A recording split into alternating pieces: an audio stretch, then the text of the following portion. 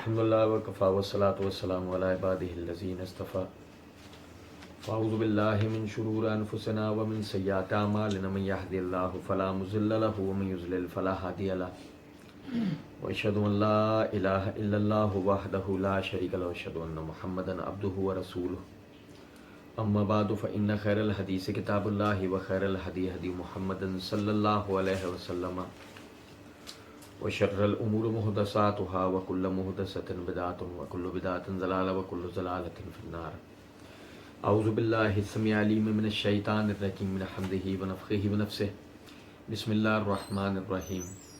اللہم صلی علی محمد وعلی آل محمد کما صلیت علی ابراہیم وعلی آل ابراہیم انک حمید مجید.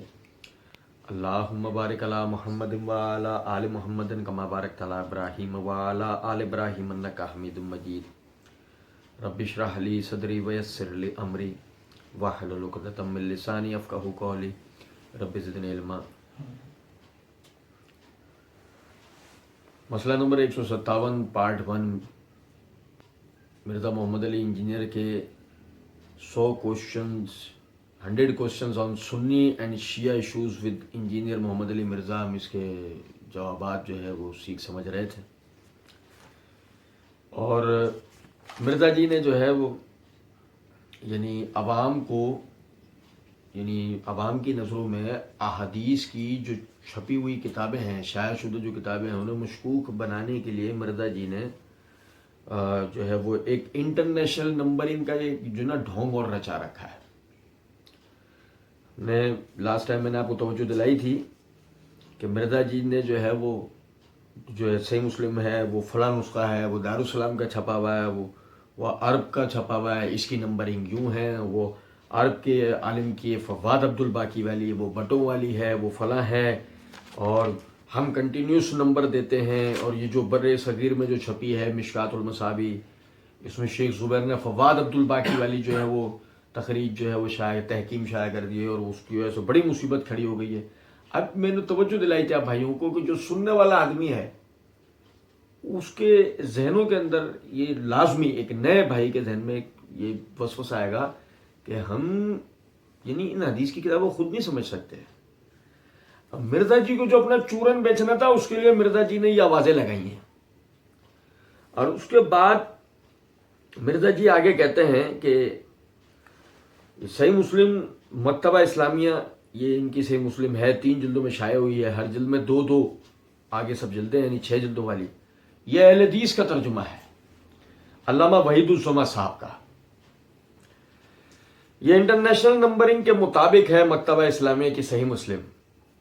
آپ میری بات توجہ سے سنیں. آپ سب بھائی کیا سمجھتے ہیں؟ کیا مرزا صاحب اتنے بے وقوف ہیں جتنا مرزا صاحب خود کو ثابت کرنے کے لیے بیٹھے ہوئے؟ غور کریں ذرا اس بات کو کہ مرزا صاحب اپنے پمفلیٹوں کے اندر جو ہے وہ یہ بار بار یہ بات کر رہے ہوتے ہیں، جیسے کہ یہ ان کا پمفلیٹ ہے، اس پمفلیٹ کے بھی اوپر انہوں نے لکھا ہوا فرقہ واریت سے بچ کر صرف قرآن اور صحیح الاسناد احادیث کو حجت و دلیل ماننے اور جھوٹی بے سند اور ضعیف الاسناد تاریخی روایات کے فتنوں سے بچنے والوں کے لیے. سوال یہ پیدا ہوتا ہے کہ مرزا جی سے کوئی پوچھے کہ مرزا جی آپ نے فرقہ واریت کی لعنت سے اگر پاک ہو کر یہ کام شروع کیا، اور آپ کے حساب سے اہل حدیث بھی فرقہ ہے، جیسے کہ ہم پڑھیں گے اسی ویڈیو کے اندر ہی ہم سمجھیں گے اس بات. تو کیا ایسی بات ہے کہ آپ نے سامنے جو پبلک آپ کی مخاطب ہے، آپ اس کو کہہ رہے ہیں کہ انٹرنیشنل نمبرنگ کے مطابق چھپی ہوئی جو کتاب ہے وہ صحیح مسلم ہے جو مکتبہ اسلامیہ والوں نے شائع کی ہے، اور یہ اہل حدیث کا ترجمہ ہے علامہ وحید الزما صاحب کا. آپ نے ایسا کیوں کیا؟ آپ کے سننے والے تو بریلوی بھی ہیں، آپ کے سننے والے تو دیوبندی بھی ہیں، آپ کے سننے والے تو اہل حدیث بھی ہیں، آپ کے سننے والے وہ لوگ بھی ہیں جو غیر جانبدار ہیں.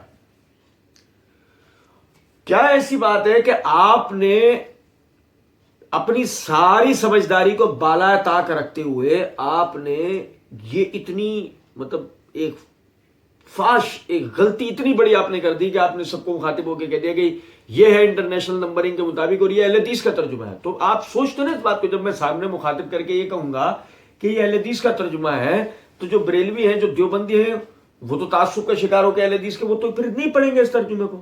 کیا آپ ایسی فاحش غلطی کر سکتے ہیں؟ نہیں.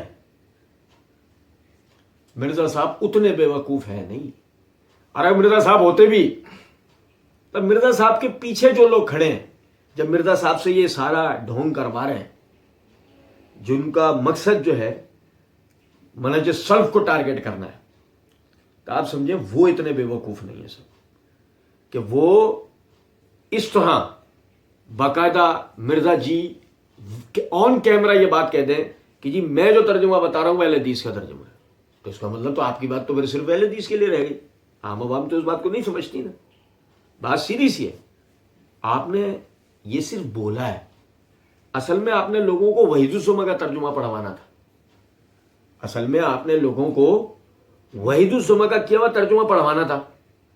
اب اگر مثال کے طور پر آپ کہہ دیتے کہ وحید الزمہ یہ حنفی تھا، تو حنفیوں نے وحید الزمہ کی پول پٹی آپ کے آگے کھول دینی تھی، عوام کے آگے کھول دینی تھی. وہ پہلے ہی کھول کے بیٹھے ہوئے. اگر آپ کہتے ہیں کہ وحید الزمہ شیعہ نظریات کا حامل آدمی تھا، تو پھر تو آپ کی بھرم کا، آپ کا جو جتنی آپ نے یہ آپ کا جو یہ ڈھول کا پول ہے، یہ بیچ چوراہے پہ کھل جانا تھا. کہ آپ لوگوں کو شیعہ کا ترجمہ پڑھوا رہے ہیں، یعنی کہ جان بوجھ کے کہ جس شیعہ نظریات کی، رافضی نظریات کا پرچار کر رہے ہیں، یہی وجہ ہے کہ آپ نے ایک شیعہ کا ترجمہ اٹھایا. اور لطیفہ آپ یہ دیکھیں کہ مرزا جی نے اس بات کو اس طرح کہا ہے، یہ اہل حدیث کا ترجمہ ہے علامہ وحید الزمہ صاحب کا، یہ انٹرنیشنل نمبرنگ کے مطابق ہے، مکتبہ اسلامی کی صحیح مسلم. ہمارے بہت ہی پیارے قابل بھائی اکرام محمدی نے وحید الزمہ کی حقیقت کے اوپر ایک پوری ویڈیو تیار کی ہے، اور اس میں انہوں نے باقاعدہ اصل کتابوں کے اسکین پیجز بھی دیے ہیں، جس سے انہوں نے اس بات کو ثابت کیا ہے کہ وحید الزمہ جو ہے وہ یعنی کہ رافضی نظریات کا حامل آدمی تھا. وہ ویڈیو اس حوالے سے تفصیلاً دیکھی جا سکتی ہے. سر دست میں چند حوالے جو نا وحید الزمہ کے حوالے سے آپ بھائیوں کو بتا رہا ہوں. یہ میرے ہاتھ میں کتاب ہے حیات وحید الزمہ. یہ حیات وحید الزمہ محمد عبد الحلیم چشتی حنفی کی لکھی ہوئی کتاب ہے. اس کے صفحہ نمبر 100 کے اوپر یہ عبد الحلیم چشتی صاحب کہتے ہیں کہ مولانا وحید الزمہ کا خاندان چونکہ حنفی تھا، اس لیے اوائل عمر میں مولانا کو حنفی مسلک سے بڑا شغف رہا. یہی وجہ ہے کہ شیخ مسیح الزمہ کے اعماء سے جس کتاب کا پہلے ترجمہ کیا وہ فقہ حنفی کی مشہور کتاب شرح وقایہ تھی. تعلیم سے فراغت کے بعد حیدرآباد دکن میں اس کی اردو میں نہایت مبسوط شرح لکھی، جس میں غیر مقلدین کے تمام اعتراضات کا تار و پود بکھیرا اور مسئلہ کے احناف کو نہایت محکم دلائل سے ثابت کیا. اور اسی غرض سے اصول فقہ کی مشہور کتاب نور الانوار کے حدیثوں کی تخریج پر ایک رسالہ لکھا، جس میں بتایا ہے کہ اصول فقہ کا دارمدار حدیث پر ہے، محض قیاس پر نہیں. عقائد میں بھی پورے ماتریدی تھے. چنانچہ علامہ تفتازانی کی شرح عقائد النصفیہ کی احادیث کی تخریج کی، مگر بعد میں آپ کے برادر بزرگ مولانا بدیع الزمہ کی صحبت اور حدیث کی کتابوں کے ترجمے کی وجہ سے غیر مقلد بن گئے تھے. چنانچہ محمد حسن لکھنوی لکھتے ہیں کہ اوائل عمر میں آپ مقلد تھے اور مقلد بھی نہایت متعصب. چنانچہ ترجمہ شرح وقایہ کے دیکھنے سے صاف یہ امر معلوم ہوتا ہے، لیکن جو تحقیق آپ کی بڑھتی گئی، تقلید کا مادہ گھٹتا گیا اور آپ سچے متبع کتاب و سنت بن گئے. پھر اس کے بعد آگے عبد العلیم صاحب لکھتے ہیں مولانا کے مزاج میں ایک نو کا تلون اور انتہا پسندی بھی تھی، جس کی وجہ سے بعض امور میں جمہور اہل حدیث سے بھی آپ کا اختلاف رہا، جیسا کہ لائف سی سالہ میں ہے کہ بعض مسائل میں آپ نے اپنے اہل اثر سے خلاف کیا، اور یہ اختلاف آپ کا محض حقانیت کے سبب سے ہے، نہ کہ مال و زر کی طمع سے یا بیجا تعصب سے. من جملہ ان مسائل کے ایک مسئلہ استوا ہے. میرے بھائیوں، استوا علی العرش کا مسئلہ منہج اہل حدیث کا چوٹی کا مسئلہ، ٹھیک ہے، یعنی کہ ایک اہل حدیث کی شناختی اللہ رب العزت کے استواء علی العرش کو تسلیم کرنے پر ہے. اور یہ باقاعدہ عبد العلیم چشتی صاحب نے لکھا ہے کہ وحید الزمہ نے اس مسئلے میں اہل حدیث سے یعنی اختلاف کیا ہے. آپ اس میں کتاب سنت اور سلف اولین کے پیرو ہیں. اب وہ سلف اولین کے پیرو ہیں، انہیں سمرات شروع میں حضرت پیچھے لکھ کر آ چکے ہیں کہ آپ عقائد میں پورے ماتریدی تھے، اور ماتریدی استواء علی العرش کے معاملے کو نہیں مانتے.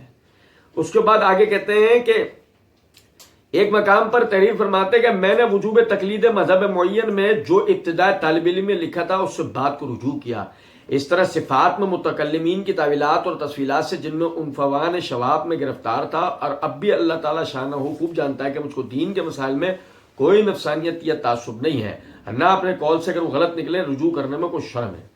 اس آپس کے اختلاف کا سبب تھا کہ جب آپ نے ہدیۃ المہدی تالیف کی تو اہل حدیث میں مخالفت کی ایک عام لہر دوڑ گئی تھی، چنانچہ اہل حدیث میں ایک شخص اس مخالفت کے بارے میں موصوف کو لکھا تھا۔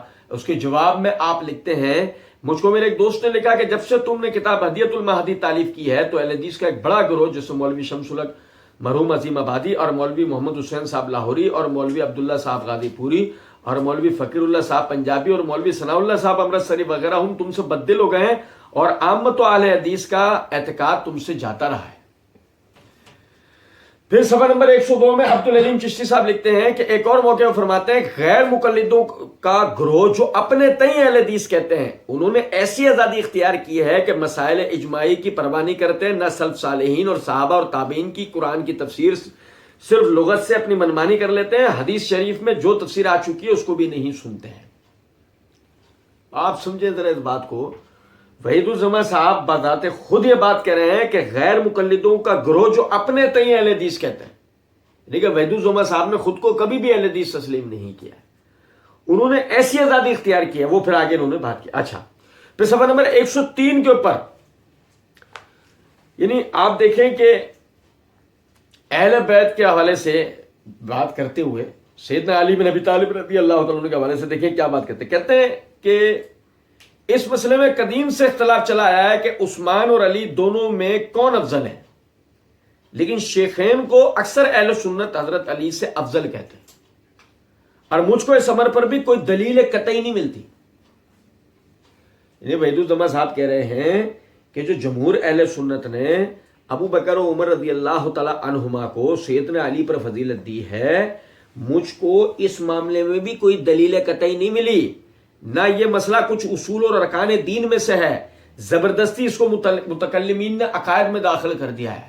مرزا جی سے کوئی پوچھے، مرزا جی آپ تو ابو بکر و عمر کو سارے خلفۂ راشدین پر فضیلت دیتے ہیں، آپ بتائیے آپ مسلکن حق بجانب ہیں یا وحید الزماں صاحب؟ اگر مثال کے طور پر آپ حق بجانب ہیں، آپ وحید الزماں کو اہل حدیث کے کھاتے میں کیسے ڈالتے ہیں؟ کہ اہل حدیث کا تو عقیدہ اور منہج یہ ہے کہ ابو بکر صحابہ اکرام رضوان اللہ علیہم اجمعین میں سب سے اول، ان کے بعد عمر، پھر عثمان، پھر علی۔ ایک اور مقام پر لکھتے ہیں کہ حضرت علی اپنے تئیں سب سے زیادہ خلافت کا مستحق جانتے تھے، اور ہے بھی یہی، آپ بلحاظ قرابت قریبہ اور فضیلت اور شجاعت کے سبب سے سب سے زیادہ پیغمبر کی قائم مقامی کے مستحق، مگر چونکہ حضرت صلی اللہ علیہ وسلم نے کچھ صاف و صریح نص خلافت کے باب وفات کے قریب نہیں فرمایا، اور صحابہ نے اپنی رائے اور مشورے سے بلحاظ مصلحت وقت ابو بکر صدیق رضی اللہ عنہ کو خلیفہ بنا لیا، تو آپ صبر کر کے خاموش ہو گئے۔ یہ وہ بات ہے جو خالصتاً شیعہ اپنی کتب کے اندر لکھتے ہیں کہ سیدنا علی وہ بلحاظ فضیلت اور شجاعت اور دیگر مناقب آپ سب سے افضل تھے۔ لوگوں نے، صحابہ نے اپنی رائے اور مشورے سے بلحاظ مصلحت، بلحاظ دلائل نہیں، بلحاظ مصلحت ابو بکر صدیق رضی اللہ عنہ کی بیعت کر لی، تو آپ صبر کر کے خاموش ہو رہے۔ اگر اس وقت تلوار نکالتے اور مقاتلہ کرتے تو دین اسلام مٹ جاتا، اور اللہ تعالیٰ کو یہی منظور تھا کہ پہلے ابو بکر خلیفہ ہوں، پھر عمر، پھر عثمان، پھر علی، پھر اس میں حکمت تھی کہ چاروں کو خلافت کی فضیلت مل جائے۔ اگر جناب امیر سے مراد سیدنا علی بن ابی طالب رضی اللہ تعالیٰ عنہ، اگر جناب امیر پہلے خلیفہ ہو جاتے ہیں تو یہ تینوں صاحب اس فضیلت سے محروم رہتے ہیں۔ اب اس کے بعد بھی کوئی کہہ سکتا ہے کہ وحید الزماں کسی بھی طرح اہل حدیث ہے؟ اہل حدیثوں کو بھی یہ بات سمجھنی چاہیے۔ اس کے بعد آگے دیکھیں صفحہ نمبر 109 کے اوپر عبدالعلیم صاحب نے ان کی کتاب کے حوالے سے لکھا ہے، ایک سچے مسلمان کا جس میں ایک ذرہ برابر بھی پیغمبر صاحب کی محبت ہو، دل یہ گوارا کرے گا کہ وہ معاویہ کی تعریف اور توصیف کرے۔ البتہ ہم اہل سنت کا یہ طریق ہے کہ صحابہ سے سکوت کرتے ہیں، اس لیے معاویہ سے بھی سکوت کرنا ہمارا مذہب ہے، اور یہی اسلم اور کرین احتیاط ہے، مگر ان کی نسبت کلمات تعظیم مثل حضرت و رضی اللہ تعالیٰ عنہ کہنا سخت دلیری اور بے باکی ہے، اللہ محفوظ رکھے۔ اب آپ دیکھیں کہ وحید الزماں معاویہ رضی اللہ تعالیٰ عنہ کے لیے حضرت اور رضی اللہ تعالیٰ عنہ وغیرہ کہنا بے ادبی اور بے باکی کہہ رہا ہے، اور یہ کہہ رہا ہے کہ کیا معاویہ کی تعریف اور توصیف وہ آدمی کر سکتا ہے جس کے دل میں ایک یعنی نبی صلی اللہ علیہ وسلم کی ذرہ برابر محبت ہو؟ آپ اندازہ کریں، یہ آدمی اپنے نظریاتی اعتبار سے پکا رافضی تھا. اور دیکھیں اسی طریقے سے یہ مسلک اہل حدیث کا ترجمان علامہ بدی الدین شاہ صاحب رحمۃ اللہ علیہ، یہ ان کی کتاب ہے مروجہ فقہ کی حقیقت، اس کے صفحہ نمبر 113 کے اوپر وہ لکھتے ہیں کہ نزل الابرار ہدیۃ المہدی کا اختصار ہے، بلکہ بعین ہی وہی کتاب مائع حسب دلائل ہے جس سے جماعت اہل حدیث نے بیزاری کا اعلان کیا ہے. اس کتاب کی وجہ سے جو اہل حدیثوں کو توقع تھی کہ نواب صاحب اہل حدیث ہو جائیں گے ختم ہو گئی تھی. الغرض نزل الابرار کی عبارتوں سے اگرچہ سب اعتراضات جھوٹے ہیں اور اہل حدیث کے مذہب پر اعتراض بعید ثقل ہے، اس لیے کہ نواب صاحب دوسری جگہ فرماتے ہیں غیر مقلدوں کا گروہ جو اپنے تئیں اہل حدیث کہتے ہیں انہوں نے ایسی آزادی اختیار کی ہے کہ مسائل اجماعی کی پرواہ نہیں کرتے، نہ سلف صالحین صحابہ اور تابعین کی. وحید اللغات مادہ شعب. یہ عبارت بھی واضح کرتی ہے کہ نواب صاحب نہ غیر مقلد تھے اور نہ اہل حدیث تھے، بلکہ اہل حدیثوں پر حملے کرتے رہے، اس لیے ان کی کتابوں کو اہل حدیثوں کی کتابیں کہنا بہت بڑا سنگین جرم ہے. یہ شاہ صاحب رحمۃ اللہ علیہ، یہ انہوں نے وحید الزماں صاحب کے بارے میں کہا ہے. اسی طریقے سے علامہ ارشاد اللہ قصری حفظہ اللہ، یہ ان کی کتاب ہے پاک و ہند میں علماء اہل حدیث کی خدمات حدیث، اس کے اندر صفحہ نمبر 80 کے اوپر یہ کہتے ہیں مولانا وحید الزماں خان المتوفا 1338 ہجری بڑے صغیر کے نامور علماء میں ان کا شمار ہوتا ہے. پہلے متعصب حنفی تھے، پھر تحقیق کے بعد تقلید کا زور ٹوٹ گیا تو کتاب و سنت کی تابعداری کا شوق بڑھ گیا. البتہ ان کے بعض تفردات سے شیعی عقائد کے ساتھ ہم آہنگی کی بنا پر اکابر علماء اہل حدیث نے پرزور بیزاری کا اظہار کیا ہے. اسی طریقے سے آپ یہ دیکھیں، یہ علامہ داؤد ارشد ہیں، ان کی کتاب ہے تحفہ حنفیہ، اس کے صفحہ نمبر 389 کے اوپر وہ کہتے ہیں علامہ وحید الزماں عمر کے آخری حصے میں بعض اعتقادی اور جزوی مسائل میں جمہور محدثین کرام کے مسلک سے الگ تھلگ ہو گئے تھے. اسی طریقے سے اہل حدیث علماء کو چھوڑیں، یہ دیوبندی مناظر ہیں امین وقاڑوی صاحب، ان کی کتاب ہے مجموعہ رسائل. مجموعہ رسائل کی جلد نمبر 3 کے صفحہ نمبر 97 کے اوپر یہ کہتے ہیں کہ اس کے بعد نواب وحید الزماں نے ہدیۃ المہدی، نزول الابرار من فقہ النبی المختار، کنز الحقائق، میر نور الحسن عرف الجادی من جنان ہدی الحادی، صدیق حسن نے بدر الاحلہ وغیرہ کتابیں لکھیں، مگر ان کتابوں کا جو حشر ہوا وہ خدا کسی دشمن کی کتاب کا بھی نہ کرے. نہ ہی غیر مقلد مدارس نے ان کو قبول کیا کہ ان میں سے کسی کتاب کو داخل نصاب کر لیتے ہیں، نہ ہی غیر مقلد مفتیوں نے ان کو قبول کیا کہ اپنے فتاوی میں ان کو لیتے ہیں، نہ ہی غیر مقلد عوام نے ان کو قبول کیا.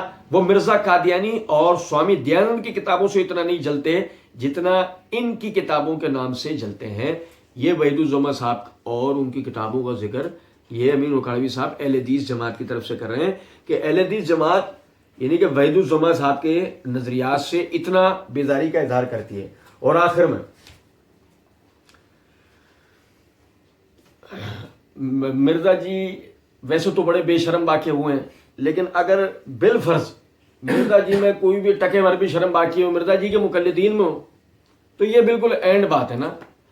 مرزا جی کے موسٹ فیوریٹ بر صغیر کے نامور عالم جن کے لیے مرزا صاحب نے اسی ویڈیو کے اندر یہ بات کہی ہے کہ بعض مسائل میں شیخ البانی سے بھی جن کا درجہ سب سے بلند ہے.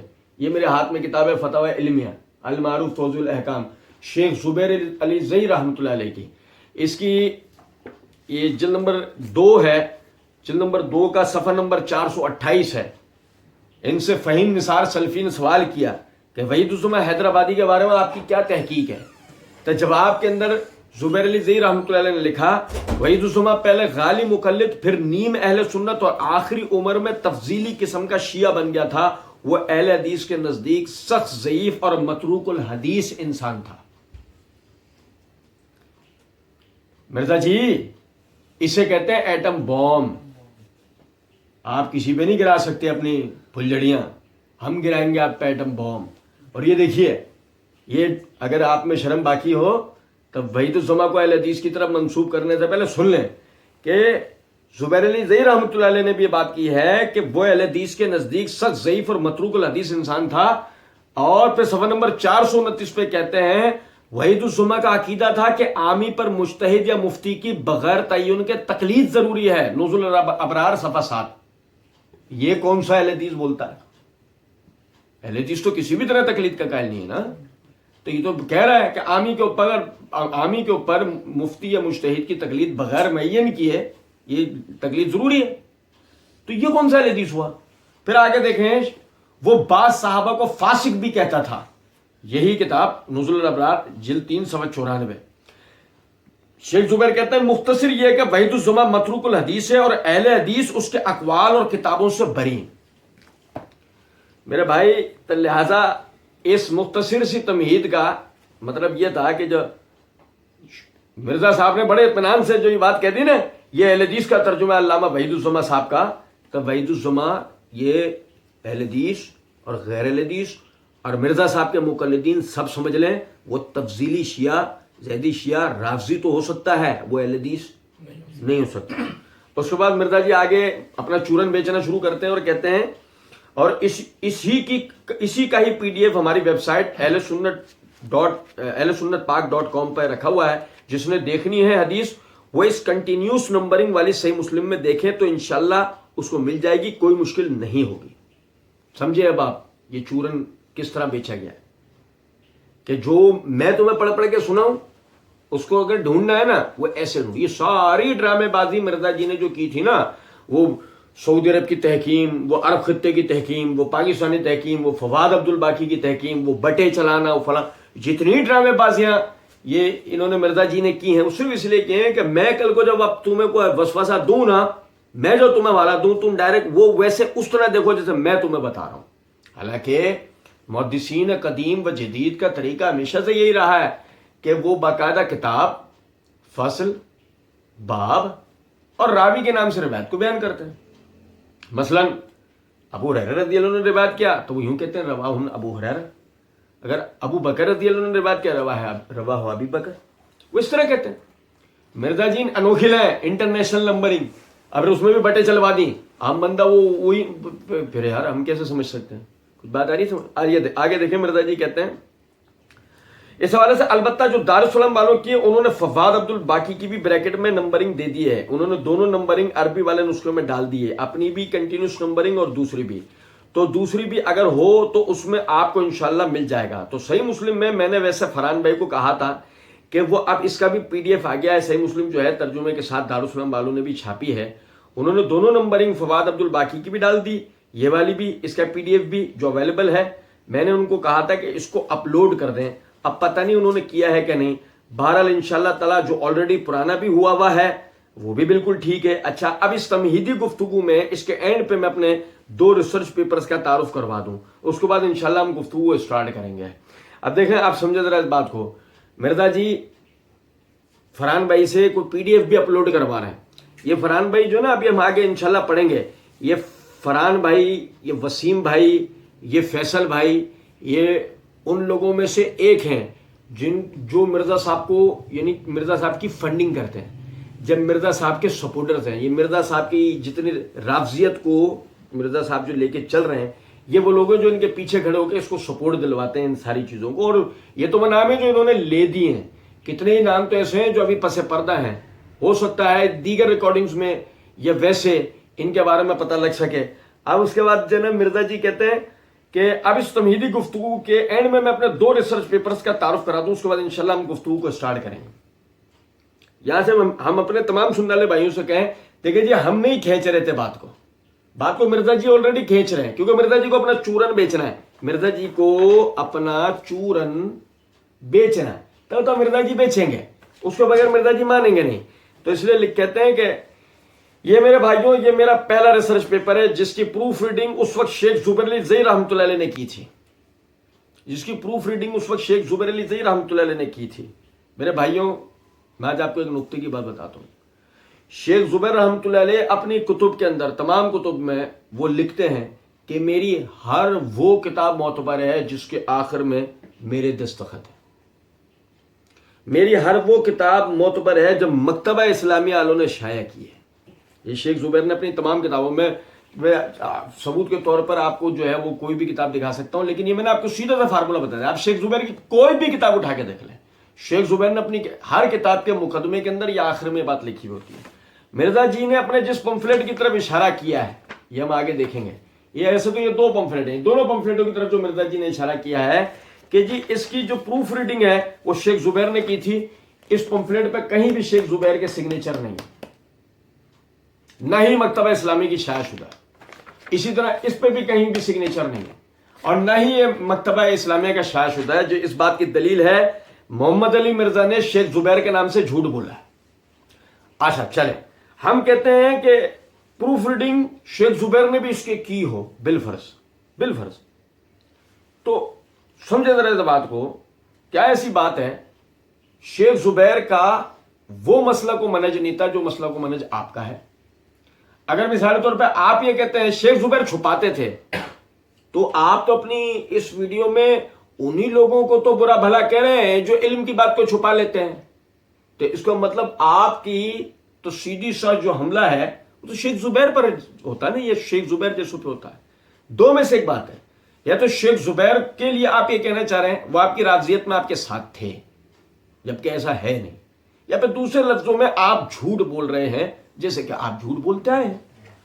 اس کے بعد آگے کہتے ہیں کہ یہ بار بار چھپتا ہے, پھر ہر دفعہ ہم اس کی لیٹسٹ ڈیٹ ڈال دیتے ہیں تاکہ ناسخ و منسوخ والا چکر نہ رہے. تب بہرحال الحمدللہ یہ ریسرچ پیپر ہے نمبر 5A, ناسبیت, رافضیت اور یزیدیت کا تحقیقی جائزہ. اچھا جی, یہاں میں ایک نکتہ آپ کو بتاتا ہوں. شاید آپ لوگوں کو یاد ہوگا پچھلے دنوں ایک کراچی کی ایک NGO ہے, اس کے ایک فرد ان کے تعارف کے لیے پہنچے ہوئے تھے. وہ انہوں نے یہ انکشاف کیا تھا اس کے سامنے JDC کے جو نمائندہ ان کے پاس پہنچا تھا, وہ انہوں نے یہ انکشاف کیا تھا کہ یہ جو میری ٹیبل ہے یہ میں نے اور میری بیٹی نے مل کر بنایا ہے. یعنی کہ انہوں نے اپنی غربت, افلاس و پسماندگی و سادگی, چار میں سے کسی بھی لفظ کا انتخاب کر لیں, تو مرزا جی نے وہاں پر وہ ٹیبل بھی اپنے ہاتھوں سے یعنی کہ بنانے کا انکشاف کیا تھا. مرزا جی نے اس ویڈیو کے اندر یہ بات کہہ دی ہے ہم دین کو اپنی روٹی روزی بھی نہیں بناتے. تو لازمی بات ہے مرزا جی جو گورنمنٹ سیکٹر میں جہاں بھی جاب کرتے ہیں, جو بھی کماتے ہوں گے مرزا جی اس کو اپنے گھر چلاتے ہوں گے اور اس دین کے کام پہ لگاتے ہوں گے. لیکن ظاہر ہے وہ سیلری اتنی تو نہیں ہو سکتی کہ PDF بنے, اپلوڈ ہوں, ریسرچ پیپرز بنے, اور وہ ریسرچ پیپر بننے کے بعد مرزا جی باقاعدہ کہتے ہیں یہ بار بار چھپتا ہے, پھر ہر دفعہ ہم اس کو لیٹسٹ ڈیٹ ڈال دیتے ہیں تاکہ ناسخ و منسوخ والا چکر نہ رہے, جیسے شیخ زبیر وغیرہ اپنی تحریرات میں کر دیتے ہیں. تو جو وہ چکر نہ رہے, اس کا مطلب کیا ہے؟ اس کا مطلب واضح ہے کہ بار بار چھپتا ہے. پیسہ کہاں سے آتا ہے؟ میں شیخ زبیر کو سننے, میں جو ہے مرزا انجینئر کو سننے والے بھائیوں کو توجہ دلانا چاہوں گا. آپ سمجھیں کہ مرزا ایک باقاعدہ باہر سے فنڈڈ آدمی ہے, اس کو باہر سے فنڈنگ ہوتی ہے, چاہیے کتنا ہی انکار کرے, یہ کتنا ہی جھٹلا ہے. اسے پاکستان میں شیعہ سنی فساد پھیلانے کے لیے اس آدمی کو لانچ کیا گیا ہے, اور یہ اس آدمی کو باہر سے فنڈنگ ہوتی ہے اس بات کے اوپر. آپ دیکھیں یہ کہتا ہے یہ بالکل بنیادی اہل سنت کا مقدمہ 4 پیجز میں نے بیان کیا ہے.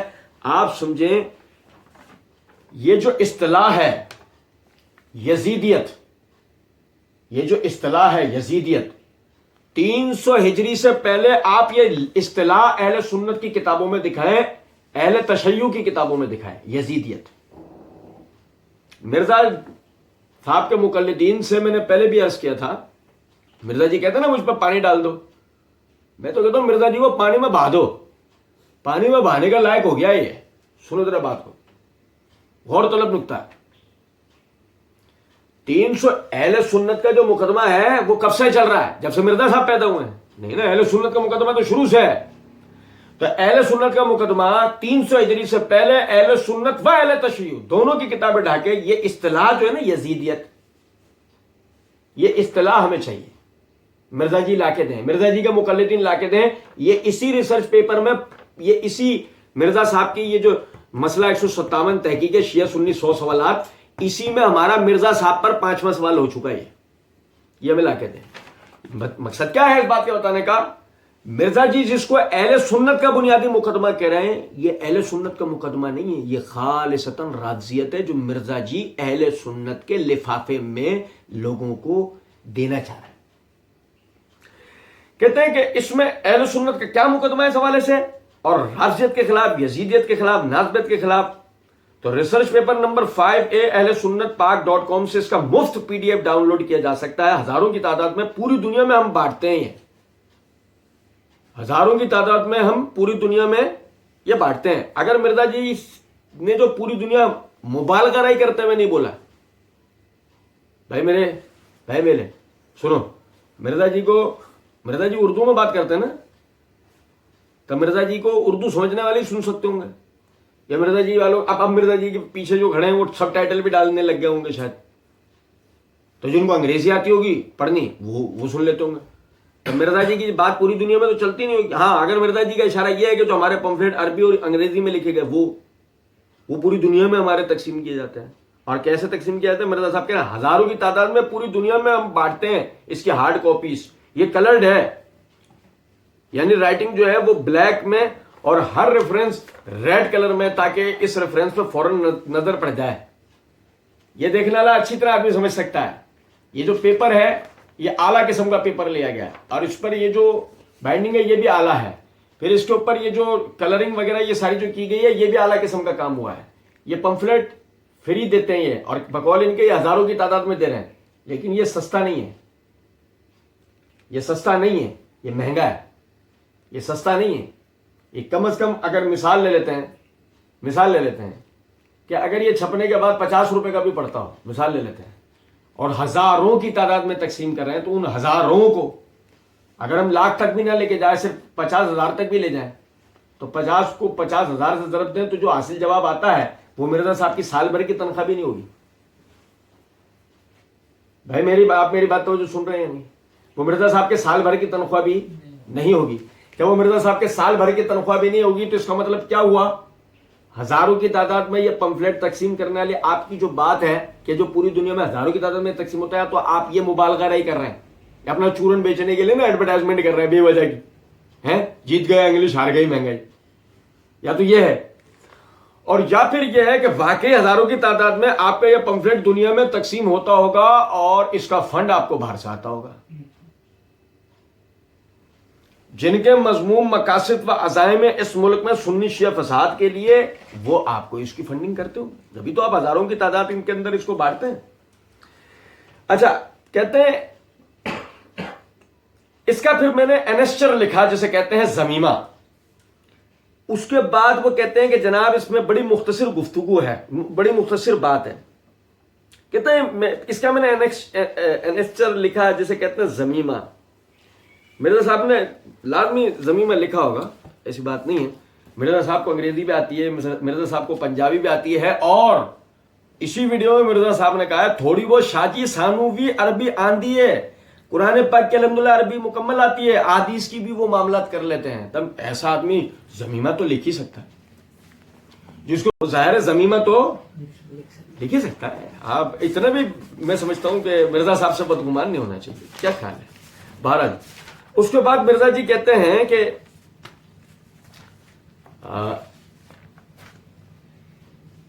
وہ کہتے ہیں کہ جناب اس میں بڑی مختصر بات ہے, ذرا کھول کے بات کو بیان کریں. تو اس کے اینڈ پہ میں نے بات لکھ دی ہے کہ پوری آپ تحقیق اگر جاننا چاہتے ہیں تو ریسرچ پیپر نمبر 5B, جس میں نے اللہ کا فہم, اللہ کے محبوب صلی اللہ علیہ وسلم کا فہم اور سلف کا فہم بیان کیا ہے. یہ شروع میں, بلکہ یہ اگر آپ اس کو ٹارگٹ کر لیں تو اس میں پورشن کو تو وہ فہم نظر بھی آئے گا جو میں نے پڑھ کر سنا ہے. تو یہ ہے ریسرچ پیپر نمبر 13 جو شاید ہے یہ لکھا ہوا, واقعہ کربلا کا حقیقی 5B, واقعہ کربلا کا حقیقی پس منظر 72 صحیح الاسناد احادیث کی روشنی میں اہل سنت کی کتابوں سے. اچھا سنو ذرا بات کو نا, میں آپ کو بتاؤں, یہ بات بڑی توجہ سنیں. میں آپ کو فارمولے دیتا ہوں, یہاں سے جاگنے کی ضرورت ہوتی ہے. یہ فارمولے زندگی میں دوسرے بھی دھوکے بازوں کو پکڑنے میں آپ کو کام آئیں گے, بلکہ حتیٰ کہ میں بھی اگر جھوٹ بول رہا ہوں تو آپ مجھے بھی پکڑ سکتے ہوں. یہ وہ فارمولا سے سنیں ذرا بات. دیکھیں پہلے یہ پڑھو, یہ پڑھنے کے بعد میں نے جو کتاب کا PDF اپلوڈ کیا ہوا صحیح مسلم مکتبہ اسلامیہ والا, اس میں حوالے دیکھو. میری بات توجہ سنیں. پھر مزید اس کو دیکھنے کے لیے پھر یہ دیکھو, یہ والا پمفلیٹ دیکھنے کے بعد یہ میں نے زمین میں لکھا یہ دیکھو، پہلے اس میں بات مختصر لگ رہی ہے، تب پھر میں نے یہ لکھا یہ دیکھو، اور اس کے بعد بھی مرزا صاحب نے کیا کیا ہے، یہ سب دکھانے کے بعد بھی یہ تو کہہ رہے تھے نا میں تمہیدی طور پہ بتا رہا ہوں، تو تمہید ہوتی ہی کیا ہے، تاکہ اپنی بات کے اندر سے جو آسان چیزیں وہ لوگوں کو جو آگے تفصیل بتائے گا تو اس میں سے جو آسان چیزیں وہ لوگوں کو پہلے بتا دی جائیں. تو آپ سمجھیں میں جو بتانا چاہ رہا ہوں بات کو، کہ یہ پڑھیں وہ پڑھیں، یہ دیکھ کے وہ کر کے جو انہی کی گرد گھومتی ہیں، اور پھر اس کے بعد کیا ہے تفصیل جاننی ہے تو پھر یہ پڑھو. اور اس کے بعد بھی مرزا صاحب نے یہ ویڈیو بنوائی 100 سوالات کے جوابات. اس کا مطلب کیا ہے کہ مرزا صاحب پبلک کو جو سمجھانا چاہتے ہیں اس کے ارد گرد رکھنا چاہتے ہیں. مرزا صاحب انہیں کتابوں تک جانے نہیں دینا چاہتے. وہ مرزا جی کہتے ہیں نا کتابوں کا خدا کچھ اور ہے اور یہ خدا کچھ اور ہے، کتابوں کے بابا کچھ اور ہیں، ہاں پانی بھی پئیں، ٹھیک ہے. یہ آپ سمجھیں ذرا غور طلب بات. اب ایک اور چیز بڑی غور طلب ہے، مرزا جی نے کہا ہے اس میں واقعہ کربلا کا حقیقی پس منظر 72 صحیح الاسناد احادیث کی روشنی میں اہل سنت کی کتابوں سے. یہ لکھا ہو بھی ہے یہ بات، واقعہ کربلا کا حقیقی پس منظر 72 صحیح الاسناد احادیث کی روشنی میں کل 200 احادیث اہل سنت کی مستند کتابوں سے ہیں، اور ان کے نمبرز علماء حرمین بیروت اور دارالسلام کے انٹرنیشنل نمبرنگ کے عین مطابق ہیں. کیوں ایسی سوچیں ہم ذرا. مثلا واقعہ کربلا کا جو پس منظر ہے یا منظر ہے دونوں ہی، تو یہ تو اہل سنت ہر محرم پہ سن رہے ہوتے ہیں نا. اب چاہے بیان کرنے والے وہ اہل سنت میں سے ہوں، چاہے بیان کرنے والے اہل تشیع میں سے ہوں. تو مرزا جی نے اس کو ہی کیوں بیان کرنا ہے؟ کیونکہ اس سے لوگوں کی بڑی روزی روٹی چلتی ہے. واقعہ کربلا سے نا لوگ بہت کماتے ہیں سنا کے، ٹھیک ہے. لیکن ہمارا نقطہ یہ نہیں ہے، ہمارا نقطہ اس سے بھی آگے ایک چیز ہے، اور وہ یہ کہ مرزا صاحب نے کہا کہ 200 احادیث اہل سنت کی مستند کتابوں سے. کیوں اہل تشیع سے کیوں نہیں؟ مرزا صاحب اہل سنت کا مقدمہ بتا رہے تھے یا اہل تشیع کا؟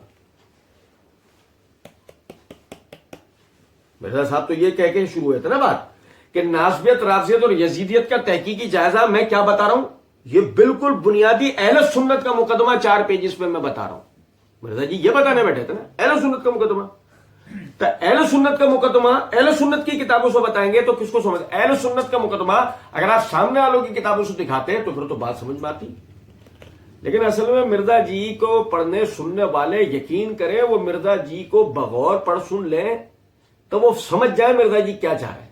مرزا جی اہل سنت کا مقدمہ اور حوالے اہل سنت کی کتابوں سے دے رہے ہیں؟ نہیں، مرزا جی شیعت کا مقدمہ لڑ رہے تھے کس سے؟ اہل سنت. بہرحال یہ تو بات ہم آپ بھائیوں سے پہلے بھی کر چکا ہوں میں آپ سے کہ انشاءاللہ مرزا جی کی یعنی اس ویڈیو کے جواب کے مکمل ہونے کے بعد ہم ان دونوں پمفلیٹوں کے جواب یہاں آپ کو دیں گے نا انشاءاللہ. یہ دونوں کے اندر مرزا جی نے کون کون سے کارنامے کیے یہ بھی آپ بھائیوں کے سامنے انشاءاللہ رکھیں گے. پھر اس کے بعد آپ یہ دیکھیں کہ مرزا جی کہتے ہیں کہ یہ 72 کا ٹائٹل میں نے شہداء کربلا کے ریفرنس سے لیا ہے. یہ وہی والی مبالغہ رائی ہے نیپال والی، لڈن جعفری علی جیسے مبالغہ رائی تھی نا، آ گیا تو جوان ہو کر. یہ سیم اسی طرح کی ڈرامے بازی ہے کہ میں نے 72 کا جو ٹائٹل لیا نا شہداء کربلا کے ریفرنس سے لیا ہے، ورنہ اس میں اسناد جو ہیں وہ 150 ہیں اور 150 یعنی 150 احادیث ہیں. مثلا اس میں نے جو غدیر خون کی حدیث ہے اس کو میں نے 8 اسناد لی ہیں 73 نمبر کے اوپر، لیکن نمبر صرف اس پر 33 ہی دیا ہے. ساری اسناد اس کی جمع ہے 1 نمبر کے تحت 72 کی نسبت بنانے کے لیے. تو اس میں 150 روایتیں الحمدللہ اہل سنت کا مقدمہ. کمنٹس کوئی نہیں کیے، کمنٹس مرزا جی کہتے ہیں کمنٹس کوئی نہیں کیے. کوئی مرزا جی سے پوچھے مرزا جی آپ کا کمنٹس کرنے کی ضرورت کیا، آپ تو کمنٹس کو روایت میں گھسڑ دیتے تو سننے والے کو تو ایسے ہی لگیں گے نا کہ آپ نے تو سیدھی روایت لکھی ہے، جبکہ وہ روایت نہیں ہوتی. وہ ہوتا کیا ہے؟ وہ آپ کا کمنٹ ہوتا ہے، وہ آپ کی بات ہوتی ہے. جس کی ایک چھوٹی سی مثال لے لیجئے نا. چھوٹی سی مثال یہ ہے کہ مرزا جی نے یہی جو لکھا ہے کل 200 احادیث اہل سنت کی مستند کتب سے، یہ مرزا جی کو لکھنے کی کیا ضرورت ہے؟ مرزا جی تو اہل سنت کا مقدمہ بتائے رہے ہیں. اگر آپ سچے اہل سنت کے وکیل ہیں تو ساری دنیا ہی جانتی ہے نا، یہ آپ کو لکھنے کی کیا ضرورت ہے؟ آپ تو بس سیدھا سیدھا بتا دیتے. بہرحال مرزا جی کہتے ہیں کہ کمنٹس کوئی نہیں کیے، احادیث جمع کر دی ہیں. جس کو شوق ہوگا اس کو بات خود بخود الحمدللہ سمجھ آ جائے گی. جس کو شوق ہوگا اس کو بات خود بخود الحمدللہ. पता नहीं, मिर्जा जी है नहीं, रस्सियां फेंकते हैं, सांप दिखा देते हैं। सुनो जरा बात को, मिर्जा जी कहते हैं जिसको शौक होगा उसको बात खुद ब खुद अल्हम्दुलिल्लाह समझ आ जाएगी। मिर्जा जी जो समझाना चाहेंगे वो तो आ जाएगी, वरना तो हमारे जैसे बैठे हुए पे। देखो ना, तफसीर कुरान लेक्चर नंबर 312 सूरह हदीद की तफसीर करते हुए मिर्जा जी कहते हैं आज के कमजोर मुसलमान को आप बेनिफिट ऑफ डाउट दे सकते हैं कि उसको पता नहीं, उसको तो जो टूटा फूटा दीन पहुंचा। मिर्जा जी आज के तो मुसलमान कमजोर, उसको तो दीन पहुंचा टूटा फूटा, तो आप उसे तो डाउट देकर बेनिफिट ले सकते हैं। ये जो आपने कहा कि जिसको शौक होगा उसको बात खुद ब खुद समझ में आ जाएगी, कैसे? आज के तो मुसलमान कमजोर है, बकौल आपके, खुद ब खुद तो बात समझ में आएगी नहीं। और मजीद आप ये देखें कि आपने यानी इसी वीडियो के शुरू में कहा है बतौर खास अवामुन नास के लिए शाजी कि जिन्हें अहादीस के सही या ज़ईफ होने की पहचान नहीं होती जब तक उनकी रहनुमाई कोई दूसरा ना कर दे। वो कहते हैं इन बेचारों को, और वो इतने लल्लू पंजू हैं कि उनको पता ही नहीं चलता कि सही व ज़ईफ है क्या है। ये अवाम का तारुफ करा है मिर्जा जी ने। तो मिर्जा जी का ये कहना कि कमेंट्स कोई नहीं कि आदि जमा कर दिया, जिसको शौक होगा उसको बात खुद ब खुद अल्हम्दुलिल्लाह समझ में आ जाएगी। मिर्जा जी कैसे समझ में आ जाएगी? ये तो आप ड्रामेबाजी कर रहे हैं।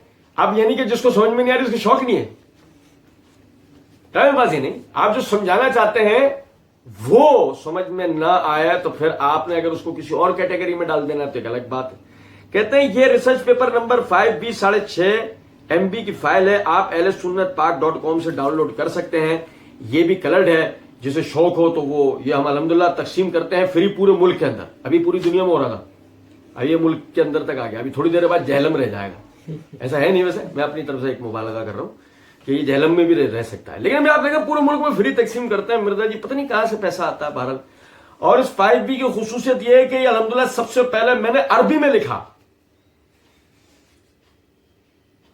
आप सब हंस रहे हैं, देखो गौर से सुनने का ये फायदा होता है। हंसी क्यों आ गई? क्योंकि पीछे बातें याद आ रही होंगी। मतलब खैर हम भी इंसान हैं, कभी कभी हमें भी करंट लगता है, लोगों की बातें हमें भी बड़ी दिमाग पे आके लगती हैं। मिर्जा जी ने जो ये बात कही ना कि ये अल्हम्दुलिल्लाह सबसे पहले मैंने अरबी में लिखा ताकि इंटरनेशनल पंफिल्ड बन जाए, तो हम तो बड़े हैरान हुए कि एक नुक्ते ने महरम से मुजरिम बना दिया। लेकिन मसला अवाम ने नुक्ते को जाना। हम तो मिर्जा जी को ये कहते हैं कि क्या हाल है तेरा मेरे पीछे, समझे? उस्ताद गालिब ने जो कहा है ना, क्या हाल है तेरा मेरे पीछे। आप ये देखें मिर्जा जी ने इसी वीडियो में बात की है, थोड़ी बहुत शाजी सानूवी अरबी आंधी है, थोड़ी बहुत शाजी सानूवी अरबी आंधी है। कुरान पाक के अल्हम्दुलिल्लाह अरबी मुकम्मल आती है, अहादीस की भी वो मामलात कर लेते हैं। ऐसे कोई मिर्जा जी से पूछे, मिर्जा जी कहते हैं अल्हम्दुलिल्लाह सबसे पहले मैंने लिखा इसको अरबी में। अच्छा लिखा अरबी में। मिर्जा जी से कोई पूछो, मिर्जा जी मुझे आपने अरबी में लिखा ना, हमें आपके लिखे हुआ आपकी हैंड राइटिंग चाहिए। जाहिर उसमें अरबी कौन सी लिखी होगी मिर्जा जी ने? कुरान वाली, क्योंकि वो वाली तो थोड़ी बहुत आती है, कुरान वाली के लिए कहा ना मुकम्मल आती है। तो जितना लिखा होगा वो कौन से रस्मुल खत में लिखा होगा? कुरान वाले में। क्या काबिल आदमी होंगे मिर्जा जी, हैं? नहीं है सर। अच्छा फिर अरबी के अंदर मिर्जा जी ने लिखा ताकि इंटरनेशनल पंफिल्ड हो जाए। और अभी आप हैरान रह जाएंगे थोड़ी देर बाद, सुनो जरा, यहां से जागने की जरूरत है। मिर्जा जी तो यहीं से सो जाने वालों का तो फायदा उठाते हैं। मिर्जा जी यहीं से सो जाने वालों का फायदा उठाते हैं, और मैं यहां से भाइयों को जागने के लिए बोलता हूं, इधर से जागता हूं कि सामने वाला क्या कह रहा है। सुनो जरा बात, गौर तलब नुकता है। मिर्जा जी क्या कह रहे हैं कि मैंने इसको सबसे पहले अरबी में लिखा ताकि ये पंफलेट इंटरनेशनल पंफलेट बन जाए। और मिर्जा जी आप हैरान रह जाएंगे कि आगे ये कहेंगे कि इसका तर्जुमा इंडिया के एक प्रोफेसर ने किया, अंग्रेजी में तर्जुमा फुला ने किया। मिर्जा जी जब आप कुरान वाली अरबी के अंदर पंफलेट लिख सकते हो, उसी पंफलेट का आप उर्दू में तर्जुमा नहीं कर सकते, उसको अंग्रेजी में नहीं लिख सकते। चलो अंग्रेजी आपकी जबान नहीं है, मेरी नहीं है, उर्दू तो है। 12 لیکن کیا پھینکے کیا تھے, دکھایا کیا. اچھا, اس کے بعد اس کا اردو ترجمہ کیا ایک بہت بڑے پاکستان میں اہل حدیث مکتبہ فکر سے تعلق رکھنے والے عالم دین ہے. میں ان کا نام نہیں بتاؤں گا, اگر نام ڈسکلوز کر دیا تو یہ سارے کے سارے مولوی ان کے پیچھے پڑ جائیں گے. وہ پرسنالٹی بہت بڑی ہے, اور چونکہ وہ الحمدللہ وجہ سے سورہ مومن میں آتا ہے نا کہ وہ فرعون کے دربار میں ایک درباری تھا جو اپنا ایمان چھپاتا تھا, تو میں ان کو کبھی کبھی چھیڑتا ہوں کہ آپ جو ہے نا وہ اہل سنت میں ایسے ہی ہیں جو اپنے ایمان چھپاتے ہیں. یہ جو کھل کے بات, تو انہوں نے الحمدللہ ترجمہ عربی لینگویج کے ماسٹر ہیں, وہ عربی لینگویج کے ماسٹر ہیں. اچھا دیکھیں, میں ایسا آپ کو بتاؤں, مرزا جی چھڑی گھما رہا ہے, مرزا جی چھڑی گھما رہا ہے, وہ مرزا جی اپنے مخصوص اسٹائل میں چھڑی گھما رہا ہے. آپ لوگوں کو جاگنے کی ضرورت ہے, سننا ذرا بات کو. مرزا جی کہتے ہیں, اچھا میں نے لکھا عربی میں, اس کا ترجمہ کیا, ایک بہت بڑے پاکستان میں اہل حدیث مکتبہ فکر سے تعلق رکھنے والے عالم دین ہے.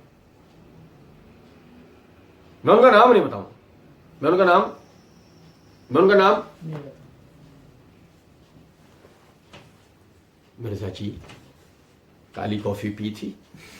مرزا جی بولے نہیں, جو چائے اور بسکٹ اس ویڈیو میں میرے آگے رکھے گئے انہوں نے مجھے مزید ٹون کر دیا. مرزا جی نے اس ویڈیو میں ایک جگہ چائے بسکٹ نوش فرمائے, انہوں نے مجھے مزید ٹون کر دیا. کیوں؟ اس کی وجہ یہ ہے, مرزا جی آپ نے اس ویڈیو کی ابتدا ہی یہ کہہ کے کی ہے کہ حق کو نہ چھپاؤ, اظہار کرو. جو چھپا لیتے ہیں وہ آگ کی لگام پہنائے جانے کے لائق لوگ ہیں. کیوں چھپاتے ہو, کھل کے بیان کرو. آپ ہی تقیہ کرنے لگے اور آپ کے وہ اہل حدیث کے عالم. اچھا پھر میں نے کیا کہا, مرزا جی اتنے بے وقوف تو نہیں ہے نا جتنے آپ ہم سب سمجھ رہے ہیں. اور چلو مرزا جی ہوتے ہیں, مرزا جی کے جو پیچھے کریں, مرزا جی نے بھی چھانٹ کے پاکستان کا سب سے مظلوم اور غریب مسلک اٹھایا. مرزا جی نے چھانٹ کے پاکستان کا سب سے غریب اور مظلوم مسلک اٹھایا کہ ان میں کسی نے ترجمہ کیا نہیں کیا, کوئی کسی کے گریبان کو پکڑنے جائے گا, ان کے لیے پہلے اتنے مسئلے ہیں, انہی سے نمٹ لیں. یہ اپنے اندر کے چھپے ہوئے رافضیوں کو کہاں ڈھونڈتے پھریں گے. گو مرزا جی کوئی بریلویوں دیوبندیوں میں سے کسی کا نام خدا نہ خواستہ لے دیتے نا, او کھلبلی مچتی ہے کہ رات میں نکلتا اور اگلے دن مرزا جی کی جھوٹ کے اوپر ایف آئی آر کٹی ہوئی ہوتی. تو ہمارے والے ہیں نا کولو کولن سدیدہ, ایک دعوت میں لگا رہے گا دوسرے جہاد میں لگا رہے گا, بکرے تو اس کو بکتا رہا, ہمارا کیا لے رہا. ہمارے والے تو یہ ہے نا مرزا کو لے کے. سنو ذرا بات کو. اچھا جی, ایک بہت بڑے پاکستان میں اہل حدیث مکتبہ فکر سے تعلق رکھنے والے عالم دین ہے, میں ان کا نام نہیں بتاؤں گا, نام ڈسکلوز کر دیں سارے کے سارے مولوی ان کے پیچھے پڑ جائیں گے. وہ پرسنالٹی بہت بڑی ہے. جبکہ اسی ویڈیو میں آگے جا کے مرزا جی کہیں گے کہ میں نے ناصر الدین البانی کو نام دے دیا اس دور میں اہل بیت کی محبت کا سب سے بڑا امام, اور پریڈکشن کر دی ہے کہ بہت جلد یہ ناصر الدین البانی کو اپنی جماعت سے نکال دیں گے. میں وہاں اس پر مزید بات کروں. اب مرزا جی کیا پرواہ, نکالنے والے نکال دیں, ہم تو حسینی ہیں نا, ہمیں نام اور گردن کی عزت کی کیا پرواہ, ہم تو حق کے لیے اپنے گلے کو بھی کٹوا لیں گے. مرزا جی وہ جو سب سے بڑی پرسنالٹی جس کو آپ کہہ رہے ہیں, کیا بات ہے سامنے نہیں آئی وہ پرسنالٹی, آپ آ گئے, وہ نہیں آئے, حسینی نہیں تھے کیا, بات سمجھیے نہیں. اچھا سنیں, اور وہ چونکہ وہ الحمدللہ جیسے سورہ مومن میں آتا ہے نا کہ وہ فرعون کے دربار میں ایک درباری تھا جو اپنا ایمان چھپاتا تھا. اب ان کو کبھی کبھی چھیڑتا ہوں کہ آپ جو ہے نا وہ اہل سنت میں ایسے ہی ہیں. مرزا جی آپ کون ہیں اس دربار میں؟ موسیٰ, واہ آپ تو آئیکن بن چکے ہیں. یہی تو چل رہا ہے شروع سے. وہ ہے وہ مومن جو حق کی گواہی دینے والے ہیں. مومن نے حق کی گواہی دی تھی موسیٰ کے لیے, مومن نے حق کی گواہی دی تھی موسیٰ کے لیے. مومن تو بن گئے وہ اہل حدیث کے بڑے عالم. فرعون کے دربار میں فرعون آپ تو ہو نہیں. مرزا جی آپ تو ہو نہیں, بلکہ آپ تو لیل کراس کرنے والوں میں ہو گئے شاید, اور ہم گھر کو جانے والوں میں ہو گئے. سنو ذرا بات کو سنو توجہ سے. لیکن اس وقت دربار میں وہ مومن ہے, تو آپ کہاں ادھر دربار میں, سمجھو. مرزا جی خود کو ہمیشہ نا اوپر رکھتے ہیں, آپ اس مومن جیسے ہو. اچھا آپ جو ہے نا وہ اہل سنت میں ایسی ہیں جو اپنے مان چھپاتے ہیں, جو کھل کے بات. تو انہوں نے الحمدللہ ترجمہ عربی لینگویج کے وہ ماسٹر ہیں, عربی لینگویج کے وہ ماسٹر ہیں, اور انہوں نے اس عربی پمفلیٹ کا ترجمہ کیا جب مرزا جی نے لکھا ہے. تب مرزا جی کتنے ماسٹر ہوں گے. سن رہے ہو بات کہ نہیں؟ یہ مرزا جی نے تو لکھا انٹرنیشنل پمفلیٹ بن جائے, تو اس کو عربی میں مرزا جی نے عربی میں اپنا پمفلیٹ لکھا اور اس کو ترجمہ کیا جو عربی لینگویج میں ماسٹر ہے, اس نے اس کو ترجمہ کیا. مرزا جی ہمیشہ ایک ہاتھ آگے رہتے ہیں. بہرحال اب وہ جو سامنے چوچو بیٹھتے ہیں نا حسن نقوی, انہوں نے کہا یہ تو کہہ کر آپ نے ساروں کو مشکوک بنایا, سارے علماء ایک دوسرے پر شک کریں گے, سارے علماء ایک دوسرے پہ شک کریں گے. مرزا جی سے کوئی ایسے پوچھا, مرزا جی ایسا ایک منٹ اور ایک دفعہ پھر سنو, فرعون کے دربار میں یہ کدھر ہے, یہ علی علیہ السلام.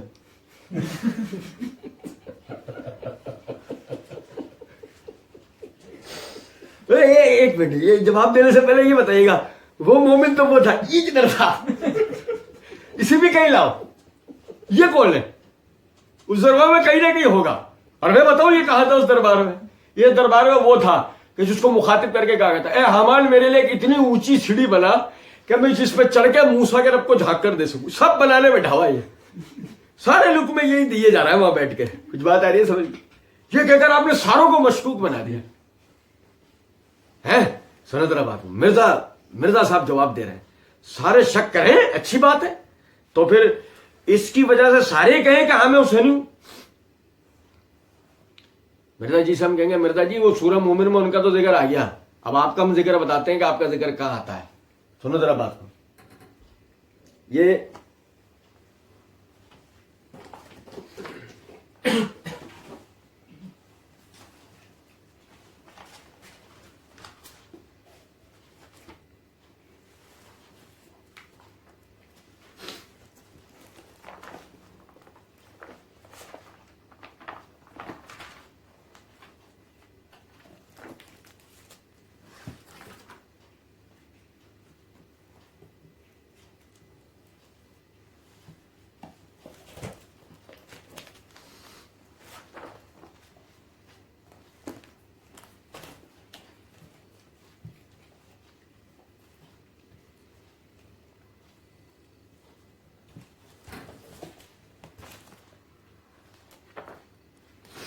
یہ میرے ہاتھ میں صحیح بخاری ہے. اس سے بخاری کتاب بدل خلق کے اندر امام بخاری رحمۃ اللہ نے باب قائم کیا, باب صفت ابلیس و جنودہ. اس کے تحت حدیث نمبر ہے 3276. ابو ہریرہ رضی اللہ عنہ نے بیان کیا کہ رسول اللہ صلی اللہ علیہ وسلم نے فرمایا, تم میں سے کسی کے پاس شیطان آتا ہے اور تمہارے دل میں پہلے تو یہ سوال پیدا کرتا ہے کہ فلاں چیز کس نے پیدا کی, فلاں چیز کس نے پیدا کی, اور آخر میں بات یہاں تک پہنچاتا ہے کہ خود تمہارے رب کو کس نے پیدا کیا. جب کسی شخص کو ایسا وسوسہ آئے تو اسے اللہ سے پناہ مانگنی چاہیے, شیطانی خیال کو چھوڑ دیں. مرزا جی نے کہا نا سارے شک کریں اچھی بات ہے, یہ شکوک پیدا کرنے کے لیے تو مرزا جی بیٹھے ہیں. تو اس اعتبار سے مرزا جی کس کیٹیگری میں, مرزا جی کو اس حدیث کی روشنی میں سمجھ لینا چاہیے. اس کے بعد مرزا جی کہتے ہیں تو انہوں نے ترجمہ کیا اردو میں الحمدللہ. تو بہرحال میں نے اس کو ترجمے کو سیدھا کیا.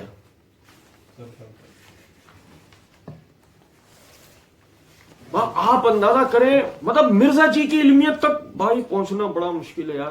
پہلے تو مرزا جی کو عربی آتی نہیں, پتہ ہے یہ ہم پڑھ چکے نا, اور تھوڑی بہت شاجی سانو بھی عربی آندھی ہے.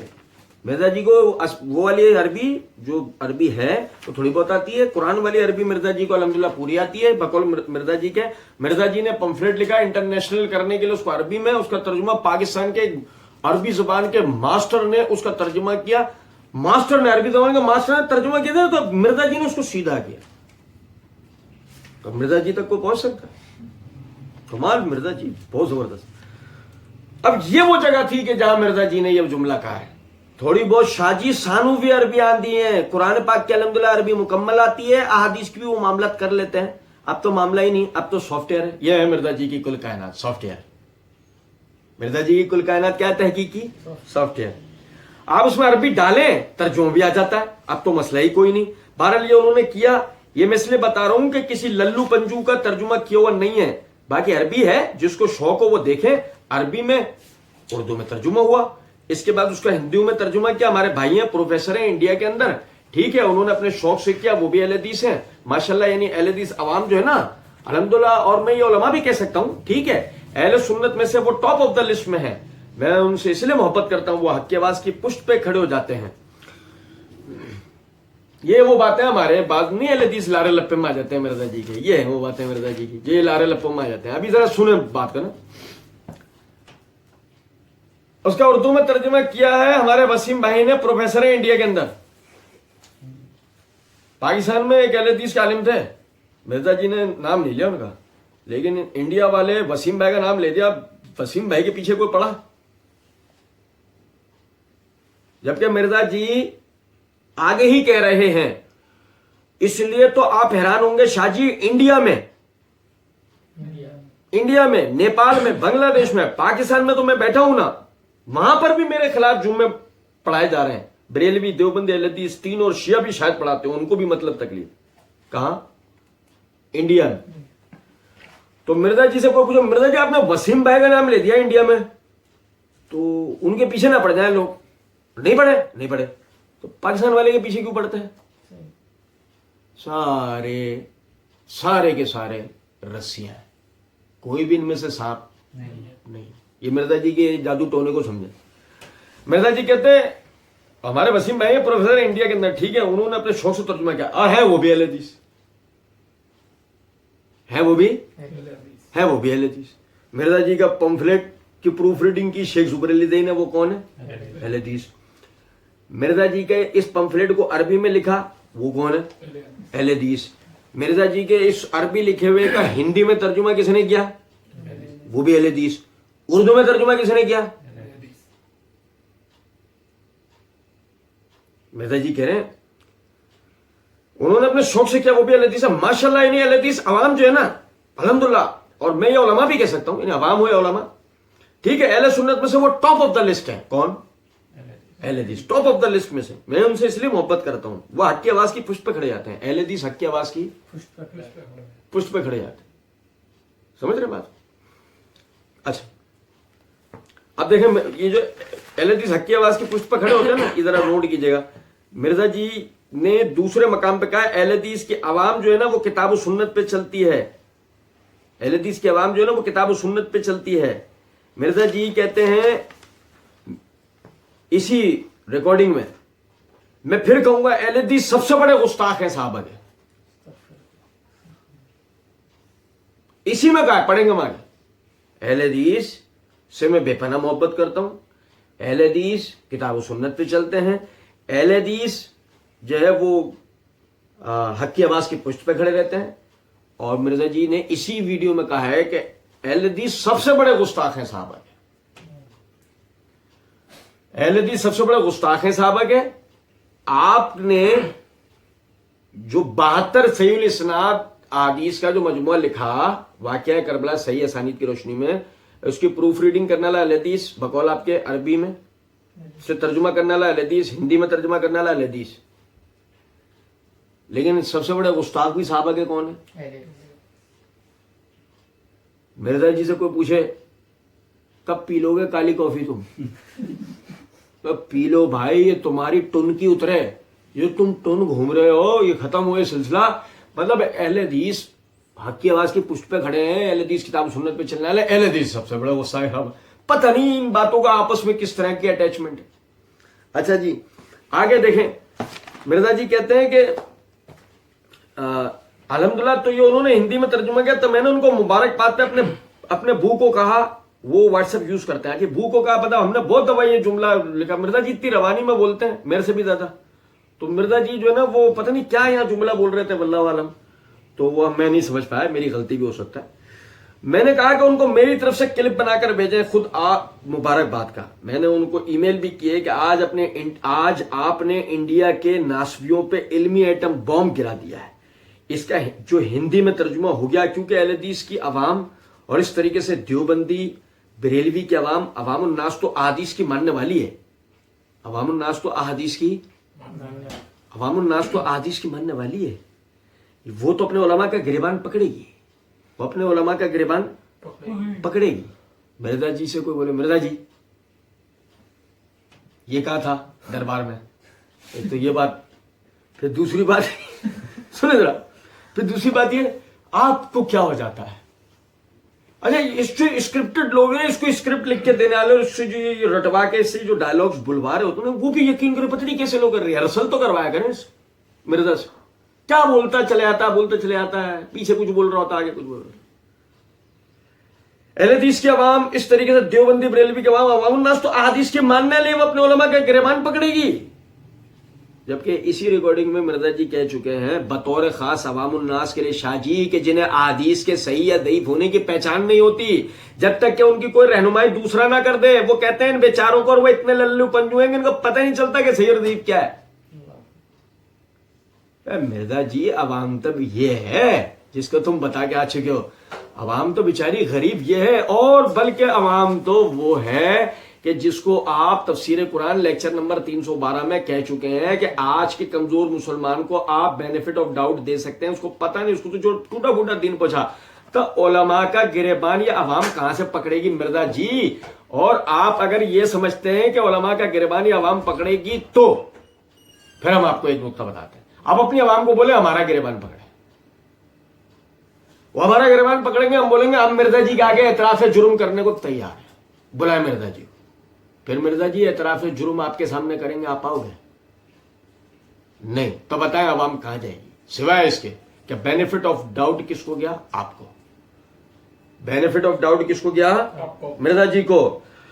اس لیے تو آپ حیران ہوں گے شاہ جی, انڈیا میں, نیپال میں, بنگلہ دیش میں, پاکستان میں تو میں بیٹھا ہوں نا, آئیکن پاکستان میں تو میں بیٹھا ہوں نا, وہاں پر بھی میرے خلاف جمعے میرے خلاف پڑھائے جا رہے ہیں. بریلوی دیوبندی اہل حدیث تینوں اور شیعہ بھی پڑھاتے ہوں گے, ان کو بھی مطلب تکلیف ہے. بہرحال ادھر تو ہے اہل حدیث شیعوں کو بھی جمعے میرے خلاف پڑھائے جاتے ہیں. آپ یقین کریں میں آپ کو ذاتی اپنی بات بتا رہا ہوں, میں نے مرزا کے خلاف ہمارے اہل حدیث علماء کو تو خطبے دیتے ہی نہیں دیکھا. بڑا اس بات کی تو ہمیں تو بڑی تشویش رہتی ہے, کیا یار اس کو کچھ تو گھاس ڈالو, اس کے بارے میں کچھ تو پبلک کو آگاہی دو. دیتے ہی نہیں, اس لائق ہی نہیں سمجھتے. ہمارے علماء مرزا اور مرزا کے فتنے کو اس لائق ہی نہیں سمجھتے, اس کے خلاف خطبے ہی نہیں دے رہے. اب بتا اس کے, ابے بھائی اس کے بارے میں خطبے دو. یہ جو ہوشیاریاں کرتا ہے اس ہوشیاری میں جواب دو. ہمارے علماء خاطر میں لاتے ہیں, وہ دجال کو پھر خاطر میں لے آتے ہیں, دجال کے اوپر وہ پروگرام کر لیتے ہیں. ہمارے والے انسانی خدمت میں پروگرام کر لیتے ہیں, کنویں بنا لو, یہ کر لو, اس پہ دے دیتے ہیں. سب چیزوں پہ ہمارے والے کام کر رہے ہیں. نہیں فتنوں کی, یعنی فتنوں کو پکڑنے کے حوالے سے نہیں, وہ تو اس کو کوئی اہمیت نہیں دے رہے. مرزا بول رہا مجھے اہمیت دو, میرے خلاف جمعے پڑھاؤ, وہ پڑھائیں گے. اچھا تو بہرحال اس کا ترجمہ اردو میں ہوا, اس کے بعد ہندی میں ہوا. پھر چوتھی چیز تھی وہ کل مجھے تھا, وہ میں نے فیصل بھائی انڈیا میں وہاں پہ پروفیشنل لوگ اویلیبل ہیں نا, تو انہوں نے الحمدللہ آن پیمنٹ ہزاروں روپے لگا کر انگلش میں 58 پیجز پہ اس کا ترجمہ کیا ہے. بھائی میرے سب بھائیوں کو سمجھنے کی ضرورت ہے, بڑے کام کی بات ہے, آپ اس کو دیکھیے گا ذرا. مرزا جی یہ کہتے ہیں کہ مرزا جی کے جب یعنی کہ پمفلیٹ ہے نا, اس کا ہندی میں ترجمہ کیا وسیم بھائی نے, پروفیسر ہیں انڈیا میں. مرزا جی وہ کل تھا, تو انگریزی میں ترجمہ کیا فیصل بھائی نے, وہ کہاں ہے؟ انڈیا میں. مرزا جی نے اسی ویڈیو میں اپنی کہہ رکھا ہے میں لعنت بھیجتا ہوں کسی بھی بیرونی امداد کو, کہا وہ سعودیہ کی طرف سے آئے یا ایران کی طرف سے آئے, وہ اپنے ملکوں کا, اپنے فرقوں کا اپنا ایجنڈا ہمارے ملک کے اندر لانچ کریں. یہ سب کانٹیننٹ انڈیا, پاکستان, بنگلہ دیش میں اس کے بالکل خلاف ہوں. سعودیہ سے, ایران سے امداد آئے میں اس کے خلاف ہوں, لیکن انڈیا سے آئے اس کے خلاف نہیں ہوں. میں نے پہلے بھی توجہ دلائی تھی, ہماری گورنمنٹ کو جو نا اس آدمی پہ توجہ کرنی چاہیے.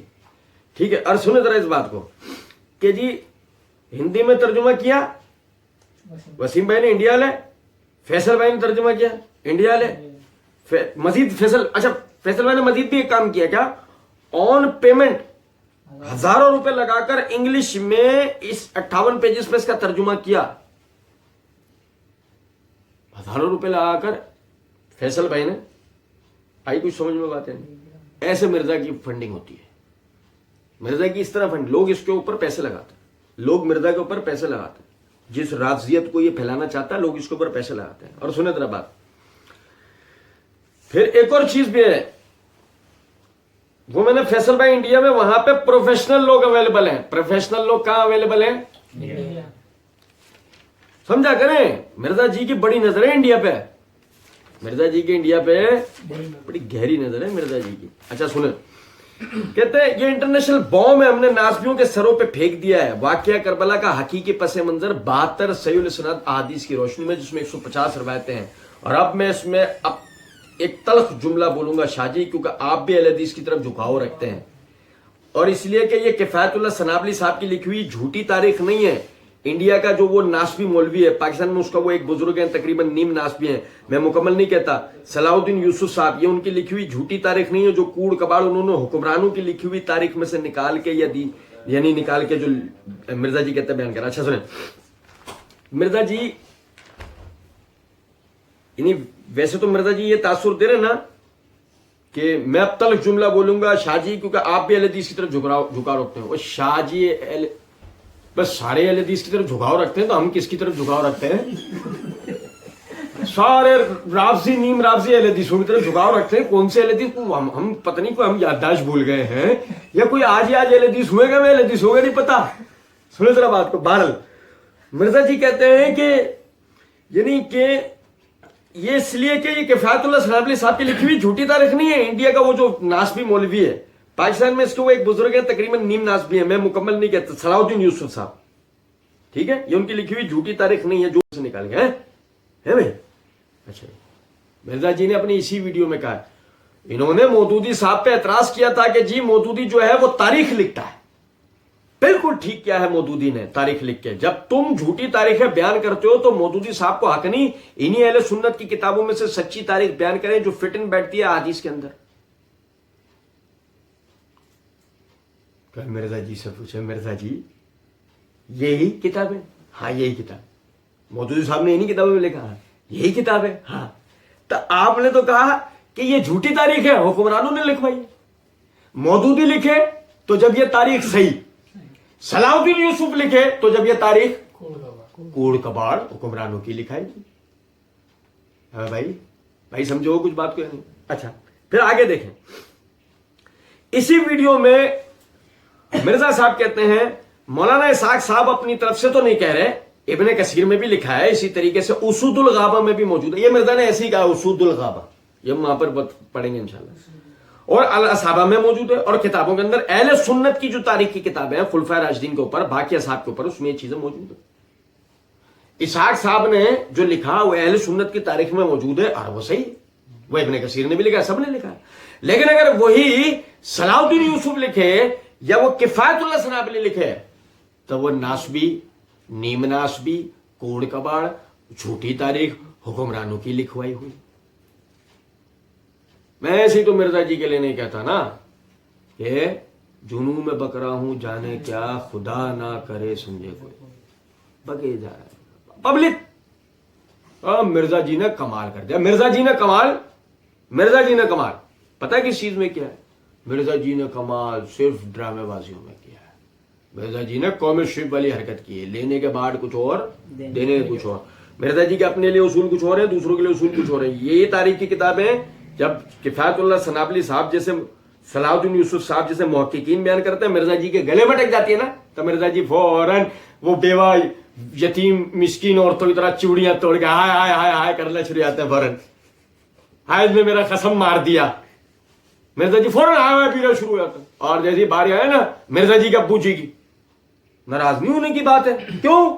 کیونکہ مرزا صاحب نے اسی ویڈیو کے اندر کفایت اللہ سنابلی صاحب اور صلاح الدین یوسف صاحب کے لیے بات کہی ہے, دونوں باپ بیٹا ہیں. تو اگر ان دونوں کو باپ بیٹا بنانا بدتمیزی نہیں ہے تو ہم نے تو اسحاق صاحب کو آپ کے ابو ہی بولا ہے, باپ بھی نہیں بولا. فرق ہے. سنیں ذرا بات کو. اور کہتے ہیں کہ یہ حدیث ہے میرے محبوب صلی اللہ علیہ وسلم کی. میں کہتا ہوں انہوں نے خیالی پس منظر, خیالی پکایا ہے, خیالی پس منظر. ہم نے یہ احادیث لکھی ہیں. میرے بھائیوں ہماری پوری سیریز ہے معرفت الصحابہ و اہل بیت کی، اس کے اندر صحابہ کرام کے باہمی اختلافات میں تحقیق کا صحیح طریقہ ویڈیو ہے 27 نومبر 2020 کی، لازمی آپ سب بھائی دیکھیں، جنہوں نے وہ ویڈیو نہیں دیکھی وہ لازمی دیکھیں، کیونکہ یہ جو مرزا کا جو یہ دھوکے بازی ہے نا کہ جی انہوں نے جھوٹی تاریخ لکھی ہے، ہم نے احادیث لکھی ہیں، تو میں نے اس ویڈیو کے اندر بتایا ہے کہ احادیث کے نام پر لکھتے یہ بھی تاریخ ہی ہیں، اور اس تاریخ کو بخاری مسلم جیسی کتابوں سے روایت کر دیتے ہیں، اور اس یعنی تاریخ کو اپنے معنوں میں بیان کرتے ہیں۔ میں نے اس کے باقاعدہ وہاں پر ثبوت دیا، بعض شکوک و شبہات کا وہاں پہ اللہ کی دی ہوئی توفیق سے ازالہ بھی کیا ہے۔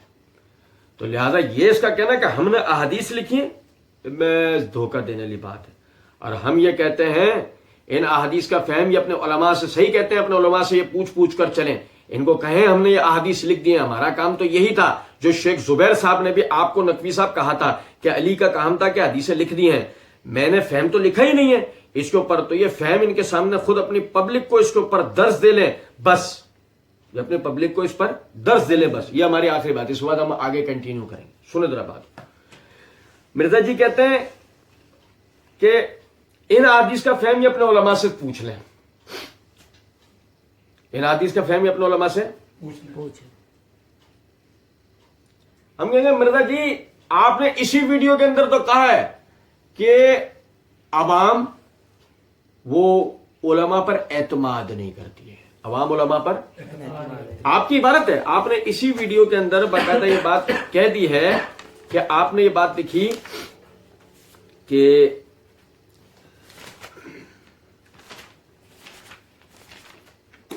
بڑے زبردست اسلوب کے اندر مرزا جی نے جو نا یہ جملے کہیں،